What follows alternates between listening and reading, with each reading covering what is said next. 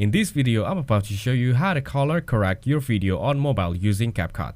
First, open the CapCut app on your mobile device. Next, tap on New Project and select a picture from your gallery. Once your picture is imported, swipe and tap on Filters. Here, you'll find a variety of filters. Choose one that fits your needs. Then adjust the filter intensity using the slider to get the desired effect. Next, tap on Video Quality.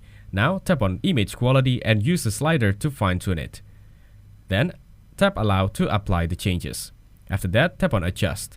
Here, you can tweak settings like brightness, contrast, saturation, sharpening, and more to color correct your video. Don't forget to adjust the clarity to enhance the details. Once you're satisfied with the adjustment, tap Export in the top right corner. Select the resolution for video, then check the estimated file size. Adjust the frame rate and bit rate if needed. Finally, tap Export to save your color corrected video. Thanks for watching. Don't forget to like and subscribe.